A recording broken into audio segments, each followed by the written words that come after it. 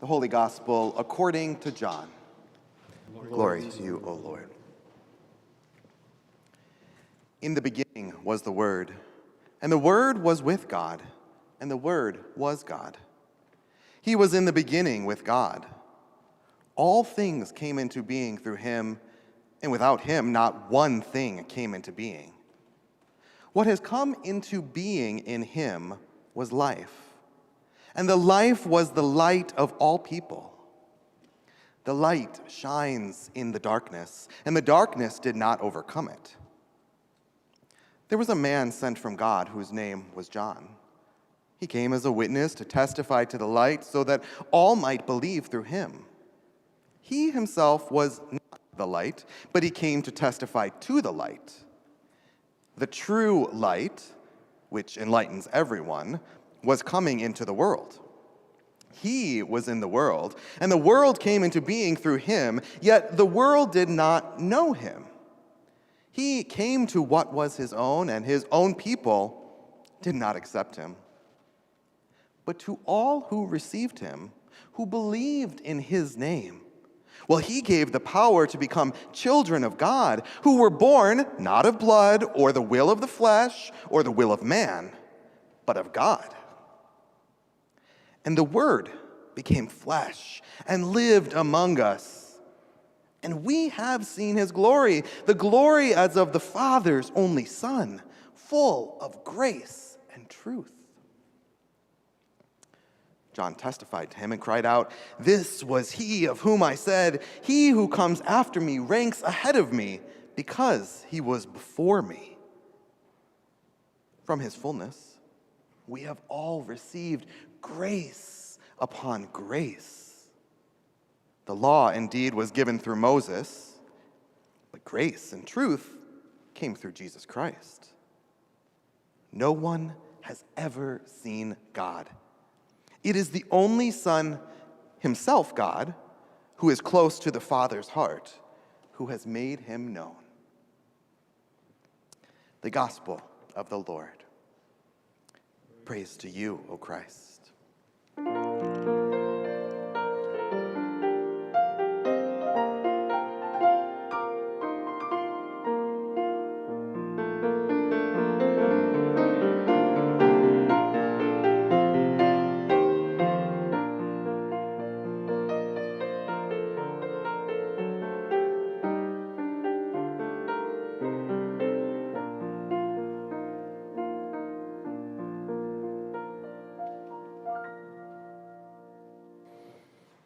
Please be seated.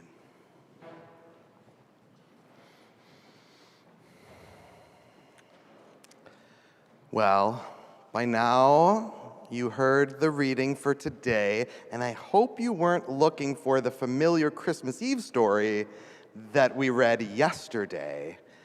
Because this morning is not that Lucan version with Jesus and the angels and the shepherds. Rather, today is John's Gospel. And unlike Luke and Matthew, John does not write of Jesus' conception or birth. John doesn't really care at all about Joseph or Mary as a part of Jesus' human origins. Instead, Jesus' beginnings are described in cosmetological terms, with an emphasis on Jesus as God's Son. You see, John's story places Jesus all the way at the beginning of all that is. In that first verse that I read today, you might have noticed that John started with, "In the beginning." Have we ever heard that phrase before? In the beginning. It might conjure up images of the creation narrative echoing in Genesis, that first book of the Bible. You see, John continues, "In the beginning was the Word, and the Word was with God, and the Word was God." Now, what we find is that John is not talking about the Bible as the Word. I'm going to repeat that again. John is not talking about the Bible as the Word. Rather, John uses the phrase "the Word" as a substitute for Jesus. That phrase also echoes back to Psalm 33, where it stands for God's power of creation and of redemption. And as you notice, John goes on to pick up more imagery from that Genesis story. He names light and life, both which were aspects, fundamental aspects of that creation narrative. You see, John is arguing that Jesus did not just come from Mary and Joseph, but rather, Jesus has been from the beginning. It's a very different Christmas story. Not quite like the Nativity here. And so, as I was thinking about this text for today, I figured that the gospel for today was probably going to disappoint some of us gathered here. And so, I was having trouble figuring out how to write a disappointing sermon, so I turned to something that I recently discovered. It's called ChatGPT. Anybody heard of this before? It's an artificial, yeah, okay, so we at least got one person. So, for those of you who don't know it, it's an artificial intelligence platform that can interact with you in a conversational way. So I decided, and my partner Alex, he said, well, why don't you just have ChatGPT write the sermon for you? So I said, I bet it won't be able to do it, right? Who can mimic Pastor Jason, really, or any sermon? But anyway, so I typed in, write a sermon for Christmas Day on John 1 for an ELCA Lutheran church. And then it started typing. And it said, dear friends, on this special day of Christmas, we are reminded of the incredible love and grace that God has for us. As we read in the opening verses of John's Gospel, and then it kept going, and it goes on to talk about the incarnation. It goes on to talk about Jesus as one of us, Jesus as taking on our struggles and our pain, and that the message is for all and includes all people, and that we are called to love and serve others, especially the marginalized and oppressed. And I was flat out dumbfounded. It gave an entire sermon on John 1. And so at that point, I wondered if I should change professions or how to explain those who are going through seminary that their vocation is going to be outsourced to a much cheaper AI in the future. Before I went down that spiral, I brought myself back. And I'm going to tell you, I didn't use the AI sermon. And honestly, when I read it, I was like, okay, this is a okay sermon. I mean, it's not great, but it's okay. And I began to wonder, okay, well, what would make this sermon that this AI computer in the cloud somewhere created? So I went back and I began rereading John's Gospel, and verse 14 stuck out to me. And the Word became flesh and lived among us. So yes, can that AI type up and format and put together something generic? Yes. But there's still something missing. It's the dwelling, it's the enfleshment, it's the relationality of the words that are preached and what truly brings them to life. And you see, that is a fundamental idea in John's gospel. You see, while the Word has been and while God's presence is eternal, it is because of God's enfleshment that we have all received grace upon grace. That was verse 16.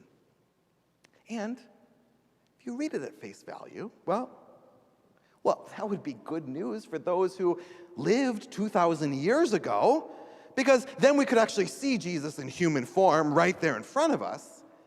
But that's where John's gospel is going to give us the real kicker at the end. Because you see, at the end of John's gospel, after Jesus' resurrection, there Jesus comes to the disciples as they are gathered together. Jesus greets them and then sends them the Holy Spirit. You see, in that moment, God's creative and redeeming nature became not just in the Word, which is important, but it became not just in the Word, aka Jesus, or in that one flesh, the bones and the structure that was Jesus' humanity, but you see, in bestowing the Spirit, it had been given to all of the disciples and to all of us. And you see, that's the power of Christmas. Christmas is not only that Jesus came among us, but it's the reminder that God is still here among us, enfleshed in you and in me, seen in the loving acts of sharing our wealth and advocating for the poor and the oppressed and the marginalized. That, my friends, that is the power of Christmas. And so while we gather here this day, my friends, on Christmas morning, and we may not hear of the angels coming to the shepherds, or the baby Jesus being lying in a manger, here we get a glimpse of John's vision. The truth that God took on human flesh and came among us. We recall that the Word, Jesus, the Word has been, the Word that is, the Word that will be. We remember that we have that relational God. That God who stops at nothing to show us love and life and grace upon grace. And so as we continue these 12 days of Christmas together, I have a prayer and a hope for all of us. I pray that we may seek to see the gift of this relationality that our God has given us. I pray that we might search for the glimpses of God enfleshed in those around us. And I hope that we might strive to reflect God's love to all whom we encounter. Merry Christmas, friends. God is among us.